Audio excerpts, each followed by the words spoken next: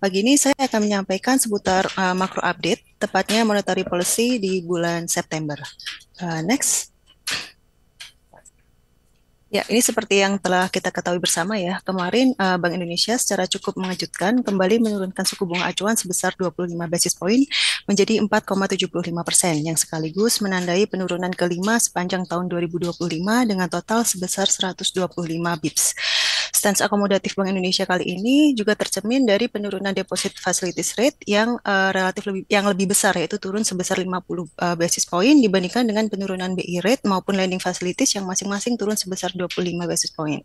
Sehingga spread BI rate dengan deposit facilities rate kali ini kian melebar dan membentuk koridor asimetris suku bunga kebijakan Bank Indonesia, yang artinya memang Bank Indonesia memberikan toleransi yang lebih besar untuk suku bunga pasar uang yang berada di bawah BI rate di tengah pasokan likuiditas perbankan yang kian melebar. Keputusan moneter yang sekali lagi di luar perkiraan konsensus maupun ekspektasi kami ini kembali mempertegas bahwa BI kini berfokus untuk mendukung pertumbuhan ekonomi domestik. Terlebih, langkah moneter ini didorong oleh pertimbangan penurunan suku bunga baik simpanan maupun kredit di sektor perbankan yang relatif tertinggal dibandingkan dengan penyesuaian BI rate yang sudah dilakukan beberapa kali. Pada saat yang sama, rasio kredit yang belum tersalurkan ini terbilang masih tinggi karena memang kalau kita lihat pelaku usaha memang cenderung mengambil sikap menunggu dan mengantisipasi penurunan lebih lanjut pada suku bunga sekaligus cost of fund. Dengan didukung dengan meningkatnya probabilitas penurunan suku bunga The Fed yang memang sudah terrealisasi ya, dirilis hari ini di level 4,25% upper bound, tingkat inflasi yang berada di bawah median target Bank Indonesia dengan nilai tukar yang dinilai masih dalam koridor stabil, ini membuat BI kembali memperpanjang siklus pelonggaran guna mendukung pertumbuhan kredit yang pada gilirannya diharapkan memperkuat permintaan domestik dan berkontribusi pada ekspansi ekonomi secara agregat. Next.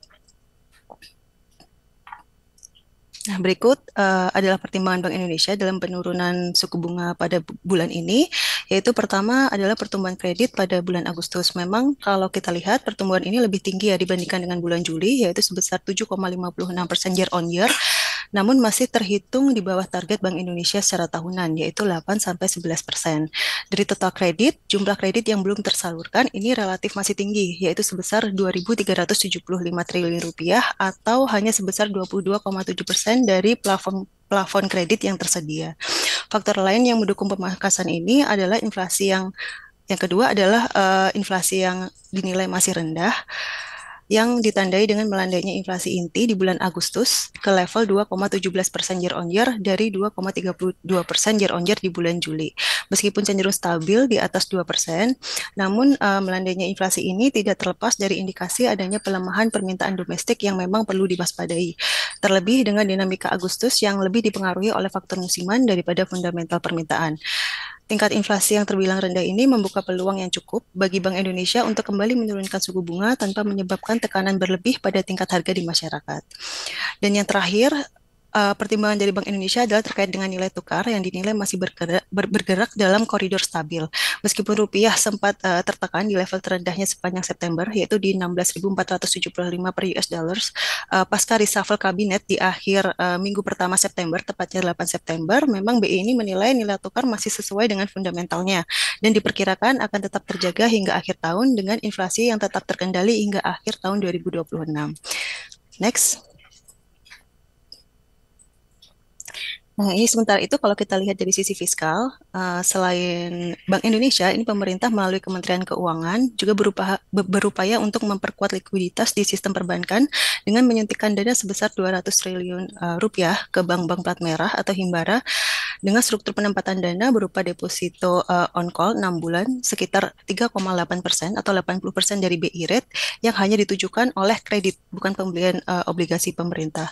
Sehingga kombinasi antara price channel melalui penurunan suku bunga yang dilakukan oleh Bank Indonesia dan juga quantity channel melalui injeksi likuiditas yang dilakukan oleh Kemenkyu ini diharapkan dapat mempercepat transmisi ke suku bunga kredit dan meningkatkan permintaan domestik khususnya untuk sektor konsumsi, UMKM hingga properti. Namun memang kalau kita lihat ini keberhasilan strategi ini sangat bergantung pada efektivitas koordinasi antar dua lembaga ini ya untuk memastikan bahwa memang likuiditas nantinya benar-benar tersalurkan ke sektor real dan mendukung pertumbuhan yang berkelanjutan. Next.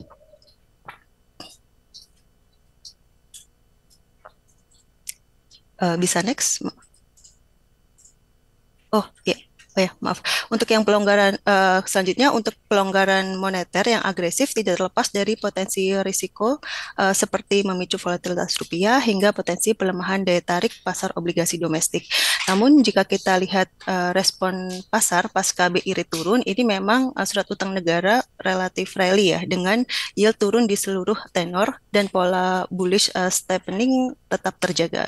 Menurut Bloomberg, kalau kita lihat memang yield acuan 5 tahun ini turun sebesar 8,7 bips menjadi 5,48%, tenor 10 tahun turun di 4,6 bips ke 6,28%, tenor 15 tahun turun 1,3 bips ke 6,73%, dan tenor 20 tahun turun 2,8 bips ke 6,82%. Dan catatan penting lainnya memang investor asing ini kembali tercatat sebagai net buyer sebesar 1,1 triliun rupiah setelah sebelumnya sempat mencatatkan outflow kumulatif sebesar 32,8 triliun sejak aksi protes di 29 Agustus. Untuk likuiditas sendiri, ini kami melihat memang likuiditas yang berlebih juga memiliki potensi risiko mengalir ke aset spekulatif serta mendorong imported inflation jika tidak tersalurkan di kredit yang produktif. Terlebih, agresivitas BI ini dapat memicu persepsi negatif di mana kebijakan moneter sebagai bantalan fiskal yang dapat mengikis kepercayaan terhadap kredibilitas dan independensi dari moneter. Kami menilai ke depannya BI perlu lebih berhati-hati ya untuk kembali mengambil langkah akomodatif, mengingat perlu adanya evaluasi efektivitas dari transmisi kebijakan agar jangan sampai justru kebijakan moneter yang agresif ini memperburuk volatilitas di pasar keuangan, meningkatkan tekanan inflasi secara berlebihan yang akhirnya melemahkan nilai tukar rupiah. Next. Demikian update monetary policy bulan September. Terima kasih. Saya kembalikan ke Glenda.